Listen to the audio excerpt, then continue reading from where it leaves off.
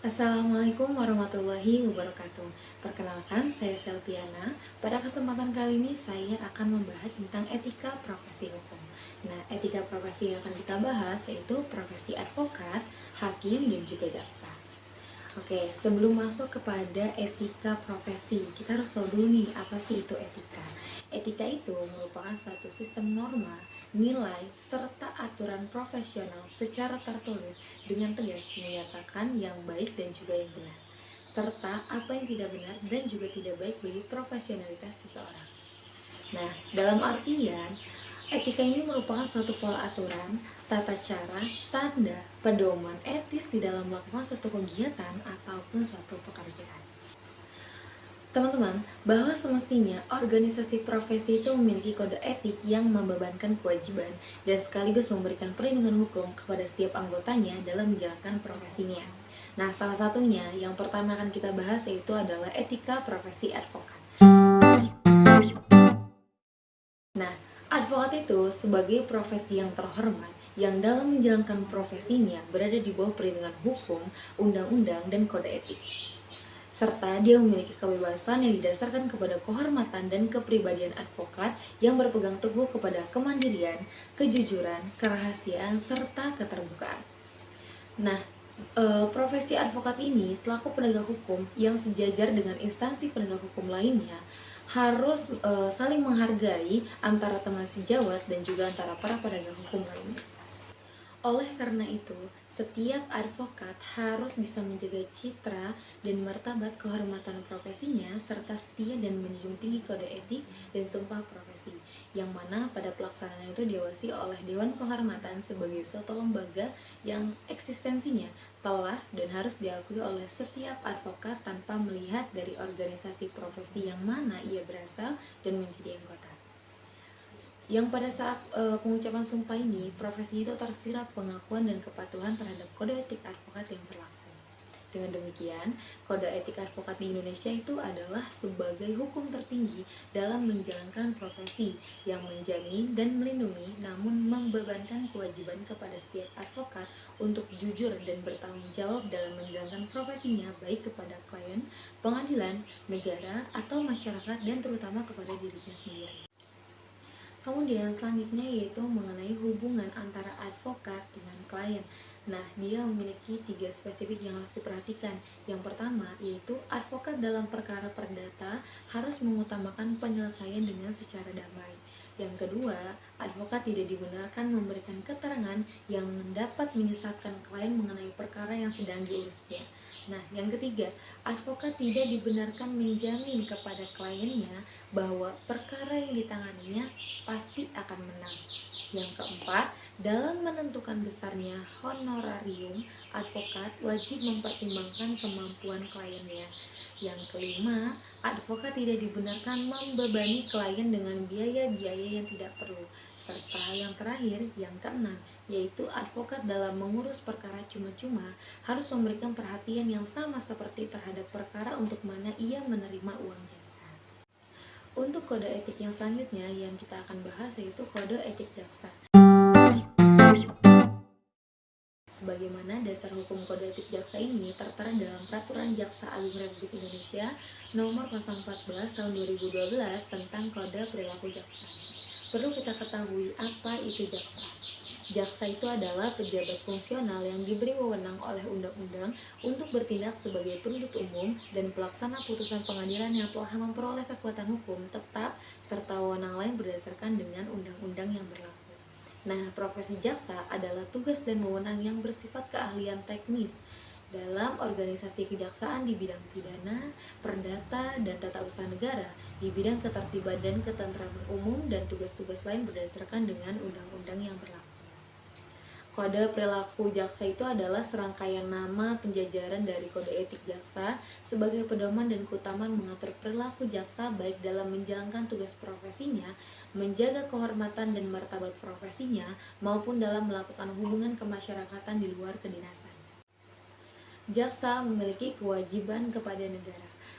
Tentunya, jaksa ini harus setia dan taat kepada Pancasila dan Undang-Undang Dasar Negara Republik Indonesia tahun 1945 dan juga bertindak berdasarkan peraturan perundang-undangan yang berlaku, mengindahkan norma-norma agama, kesopanan, kesusilaan yang hidup dalam masyarakat dan menjunjung tinggi hak asasi manusia. Dan tentunya, ia juga harus melaporkan dengan segera kepada pimpinannya apabila mengetahui hal yang dapat membahayakan atau merugikan negara. Tentu selain itu ada hal penting yang menjadi kewajiban jaksa kepada institusinya. Yang pertama itu adalah menerapkan doktrin trikrama adikayasa dalam melaksanakan tugas dan wewenangnya. Kemudian ia juga harus menjunjung tinggi sumpah atau janji jabatan jaksa dan juga menjalankan tugas sesuai dengan visi dan misi Kejaksaan Republik Indonesia, serta melaksanakan tugas sesuai peraturan kedinasan dan jenjang kewenangan dan menampilkan sikap kepemimpinan melalui ketauladanan, keadilan, ketulusan, dan kewibawaan. Selain itu juga, jaksa memiliki kewajiban kepada profesi jaksa, yaitu menjunjung tinggi kehormatan dan martabat profesi dalam melaksanakan tugas dan wewenang dengan integritas, profesional, mandiri, jujur, dan adil, dan mengundurkan diri dari penanganan perkara apabila ia mempunyai kepentingan pribadi atau keluarga, serta dia juga harus mengikuti pendidikan dan pelatihan sesuai dengan peraturan kedinasan. Tentunya selain itu juga, jaksa ini harus meningkatkan ilmu pengetahuan, keahlian, dan teknologi serta mengikuti perkembangan hukum yang relevan dalam lingkup nasional dan internasional. Jaksa juga memiliki kewajiban yang sangat penting kepada masyarakat, yaitu harus memberikan pelayanan prima dengan menjunjung tinggi supremasi hukum dan hak asasi manusia, dan ia juga harus menerapkan pola hidup sesuai dengan nilai-nilai yang berlaku dalam masyarakat. Dalam profesi jaksa, tentunya dalam pelaksanaan tugas profesinya ini ada hal-hal yang dilarang, ada hal-hal yang tidak boleh dilakukan. Salah satunya yaitu adalah yang pertama, memberikan atau menjanjikan sesuatu yang dapat memberikan keuntungan pribadi secara langsung maupun tidak langsung bagi diri sendiri maupun orang lain dengan menggunakan nama atau cara apapun. Yang kedua, jaksa juga dilarang untuk meminta atau menerima hadiah dan atau keuntungan dalam bentuk apapun dari siapapun yang memiliki kepentingan, baik secara langsung maupun tidak langsung. Dan yang ketiga, jaksa juga dilarang untuk menangani perkara yang mempunyai kepentingan pribadi atau keluarga atau finansial yang secara langsung maupun tidak langsung. Selanjutnya yaitu adalah jaksa dilarang melakukan permufakatan secara melawan hukum dengan para pihak yang terkait dalam penanganan perkara. Yang kelima, jaksa itu dilarang memberikan perintah yang bertentangan dengan norma hukum yang berlaku. Tentunya hal yang paling besar yang dilarang untuk dilakukan oleh profesi jaksa ini adalah merekayasa fakta-fakta hukum dalam penanganan perkara, serta menggunakan kewenangan untuk melakukan penekanan secara fisik atau psikis. Ia juga dilarang untuk menggunakan barang bukti dan alat bukti yang patut diduga telah direkayasa atau diubah atau dipercaya telah didapat melalui cara-cara yang melanggar hukum. Seorang jaksa dilarang untuk melakukan adanya ketidakberpihakan. Nah, ketidakberpihakan yang dimaksud diantaranya adalah ia dilarang untuk bertindak diskriminatif berdasarkan suku, agama, ras, gender, ataupun golongan sosial politik dalam melaksanakan tugas profesionalnya. Nah, serta ia juga dilarang untuk merangkap menjadi pengusaha ataupun pengurus karyawan badan usaha milik negara ataupun badan usaha daerah ataupun swasta. Dia juga dilarang untuk mengurus atau menjadi anggota partai politik ataupun menjadi advokat. Dalam ketidakberpihakan jaksa ini juga, jaksa dilarang untuk memberikan dukungan kepada calon anggota presiden ataupun wakil presiden, serta Dewan Perwakilan Rakyat ataupun Dewan Perwakilan Daerah, ataupun Dewan Perwakilan Rakyat Daerah, dan calon kepala daerah ataupun wakil kepala daerah dalam kegiatan pemilihan. Tentunya ada hak-hak jaksa dalam melaksanakan tugas profesinya, yaitu adalah ia juga berhak melaksanakan fungsi jaksa tanpa adanya intimidasi, gangguan, dan pelecehan, serta ia juga harus mendapatkan perlindungan hukum untuk tidak dipersalahkan sebagai akibat dari pelaksanaan tugas dan fungsi jaksa yang dilakukan sesuai dengan peraturan yang berlaku. Kemudian jaksa ini harus mendapatkan perlindungan secara fisik, termasuk keluarganya, oleh pihak yang berwenang jika keamanan pribadi terancam sebagai akibat dari pelaksanaan tugas dan fungsi jaksa yang dilakukan sesuai dengan peraturan yang berlaku. Kemudian ia juga berhak untuk mendapatkan pendidikan dan pelatihan, baik secara teknis maupun non-teknis. Ia juga harus mendapatkan sarana yang layak dalam menjalankan tugas, remunerasi, gaji, serta penghasilan lain sesuai dengan peraturan yang berlaku. Selain itu, jaksa dalam melaksanakan tugas profesi jaksa berhak untuk mendapatkan kenaikan pangkat, jabatan, atau promosi berdasarkan parameter objektif, kualifikasi profesional, kemampuan, integritas, kinerja, dan pengalaman, serta diputuskan sesuai dengan prosedur yang adil dan tidak memihak. Kemudian ia juga memiliki hak kebebasan berpendapat dan berekspresi kecuali dengan tujuan membentuk opini publik yang dapat merugikan penegak hukum, serta mendapatkan proses pemeriksaan yang cepat, adil, dan evaluasi serta keputusan yang objektif berdasarkan peraturan yang berlaku dalam hal jaksa melakukan tindakan indisipliner. Selain itu, ada yang namanya tindakan administratif. Nah, di sini ada poin-poin pentingnya. Yang pertama itu jaksa wajib menghormati dan mematuhi kode etik perilaku jaksa. Yang kedua, setiap pimpinan unit kerja wajib berupaya untuk memastikan agar jaksa di dalam lingkungannya mematuhi kode etik perilaku jaksa. Yang ketiga, jaksa yang terbukti melakukan pelanggaran dijatuhkan tindakan administratif. Yang keempat, tindakan administratif ini tidak mengesampingkan ketentuan pidana dan hukum disiplin berdasarkan peraturan disiplin pegawai negeri sipil apabila atas perbuatan tersebut terdapat ketentuan yang dilanggar.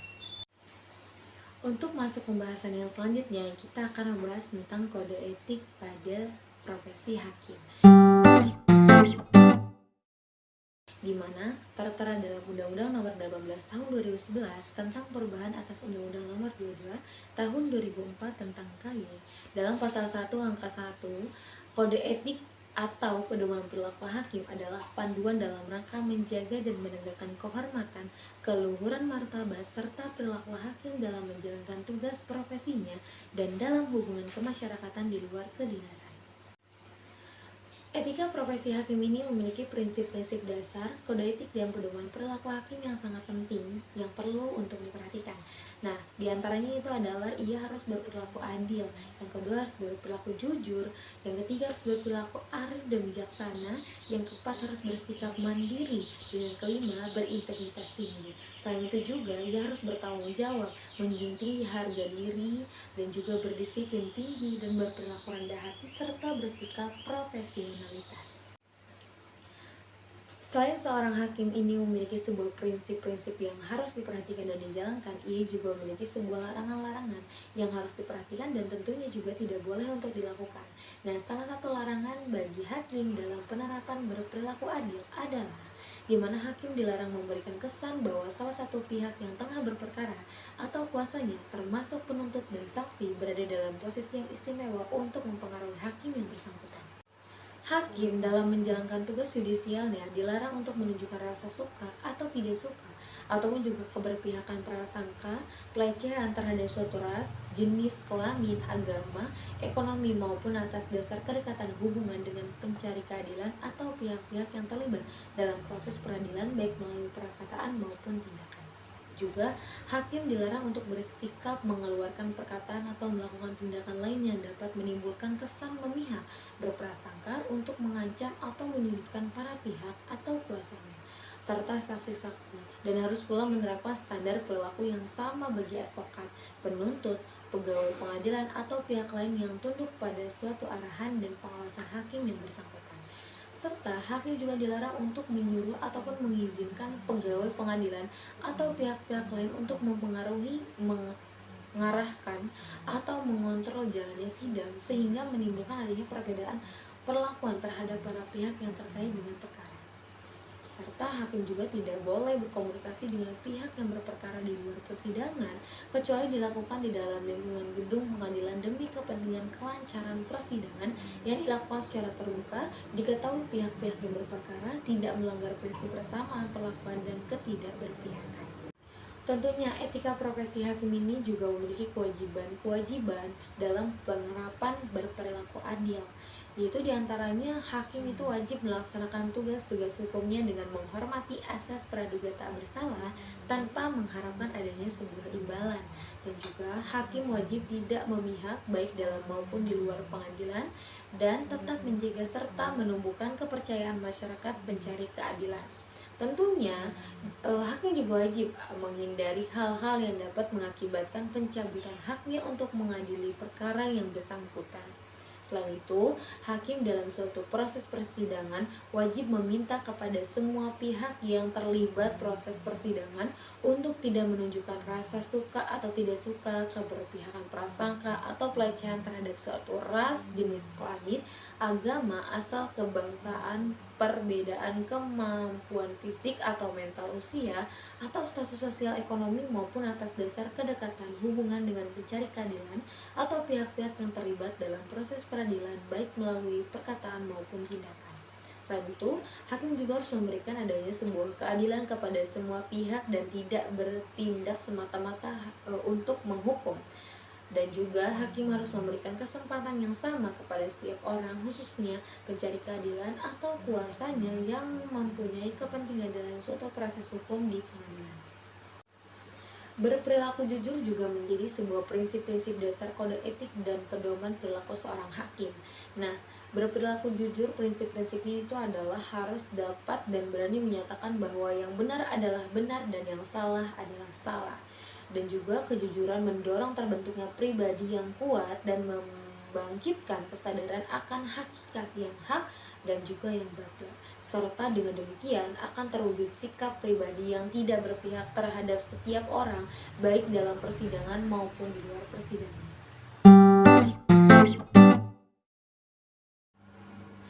Oke teman-teman, selanjutnya yaitu mengenai Peraturan Mahkamah Konstitusi Republik Indonesia Nomor 2 Tahun 2003 tentang Kode Etik dan Pedoman Tingkah Laku Hakim Konstitusi, di mana pada kali ini kita akan membahas tentang kode etik pada Hakim Mahkamah Konstitusi. Di bab pertama, tentang pengertian apa itu kode etik Hakim Konstitusi. Nah, kode etik Hakim Konstitusi adalah norma moral yang harus dipedomani oleh setiap hakim konstitusi, di mana pedoman tingkah laku hakim konstitusi ini adalah penjabaran dari kode etik hakim konstitusi yang menjadi pedoman bagi hakim konstitusi, baik dalam menjalankan tugasnya maupun dalam pergaulannya di masyarakat. Serta hakim konstitusi itu ialah seseorang yang memangku jabatan hakim pada Mahkamah Konstitusi yang bertugas untuk memeriksa, mengadili, dan juga memutus perkara yang menjadi kewenangan dan kewajiban Mahkamah Konstitusi sebagaimana yang telah diamanatkan oleh Undang-Undang Negara Republik Indonesia tahun 1945. Nah, yang dimaksud ada yang namanya Majelis Kehormatan Mahkamah Konstitusi. Selain ada Hakim Mahkamah Konstitusi, ada juga yang namanya Majelis Kehormatan Mahkamah Konstitusi. Nah, Majelis Kehormatan Mahkamah Konstitusi ini adalah perangkat yang dibentuk oleh Mahkamah Konstitusi, di mana ia beranggotakan hakim konstitusi atau hakim konstitusi dan unsur lain untuk memantau, memeriksa, dan juga merekomendasikan tindakan terhadap hakim konstitusi yang diduga ia melanggar kode etik hakim dan konstitusi. Di mana melanggar pedoman tingkah laku hakim konstitusi atau melanggar norma hukum sebagaimana diatur di dalam peraturan perundang-undangan. Di dalam bab 2 dijelaskan tentang kode etik hakim Mahkamah Konstitusi, di mana di dalam pasal 2 hakim konstitusi itu pertama harus menjunjung tinggi dan mematuhi sumpah jabatan yang telah diucapkannya, serta ia juga harus bisa melaksanakan tugasnya dengan jujur dan adil, penuh pengabdian dan penuh rasa tanggung jawab kepada dirinya sendiri, terutama kepada masyarakat, bangsa, negara, dan juga Tuhan Yang Maha Esa. Selanjutnya, dalam pasal 2 ini, hakim konstitusi ini juga harus menjauhkan dirinya dari perbuatan tercela dan menjaga wibawanya selaku negarawan pegawai konstitusi yang bebas dari pengaruh manapun. Ia harus bisa menjadi seseorang yang independen, arif dan bijaksana, serta tidak memihak atau biasa disebut imparsial dalam menegakkan hukum dan keadilan. Dalam memperdalam dan memperluas penguasaan ilmu pengetahuan, khususnya yang berkaitan dengan tugas sebagai hakim konstitusi, untuk digunakan dalam proses penyelesaian perkara dengan setepat-tepatnya dan seadil-adilnya sesuai dengan kewenangan dan kewajiban yang diamanatkan oleh Undang-Undang Dasar Negara Republik Indonesia tahun 1945. Dalam memelihara hubungan kerjasama, memupuk kesetiakawanan, menjaga martabat dan nama baik, serta saling menghargai dan mengingatkan antara sesama teman sejawat. Itu tentunya hal yang sangat penting dalam kode etik perilaku hakim Mahkamah Konstitusi. Di dalam bab 3 dijelaskan tentang pedoman tingkah laku, di mana dalam pasal 3, dalam penyelesaian perkara, hakim konstitusinya ini harus memiliki sikap-sikap yang sesuai, di mana ia harus bersikap dan bertindak menurut ketentuan yang digariskan di dalam hukum acara. Kemudian, selain daripada itu, ia juga harus memperlakukan semua pihak yang berperkara secara berimbang, tidak diskriminatif, dan juga tidak memihak, atau secara tidak langsung ia menjadi orang yang imparsial gitu kan. Nah, kemudian ia juga tidak menjatuhkan putusan secara objektif didasarkan kepada fakta dan hukum yang dapat merusak apabila fakta-faktanya itu tidak benar gitu. Nah, kemudian ia dipertanggungjawabkan guna menjamin rasa keadilan, kemanfaatan dan kepastian hukum yang optimal. Jadi, menjatuhkan putusan secara objektif didasarkan kepada fakta-fakta dan hukum yang didapat serta bisa dipertanggungjawabkan guna menjamin rasa keadilan, kemanfaatan dan kepastian hukum yang bersifat optimal. Selanjutnya, di mana ia harus bisa menjaga jarak untuk tidak berhubungan langsung ataupun tidak langsung, baik dengan pihak yang berperkara maupun dengan pihak lain, dan tidak mengadakan kolusi dengan siapapun yang berkaitan atau dapat diduga berkaitan dengan perkara yang akan atau sedang ditangani, sehingga itu dapat mempengaruhi objektivitas atau citra mengenai objektivitas putusan yang akan dijatuhkan oleh Mahkamah Konstitusi. Selain itu, ia juga tidak diperbolehkan untuk menerima sesuatu pemberian atau janji dari pihak yang berperkara ataupun baik langsung maupun tidak langsung. Dan juga ia tidak boleh mengeluarkan pendapat atau pernyataan di luar persidangan atas sesuatu perkara yang sedang ditangani melalui putusan. Nah, ada aturan dalam pasal ini di mana hubungan hakim konstitusi dengan beberapa orang lainnya. Salah satu yang pertama itu adalah terhadap teman sejawat.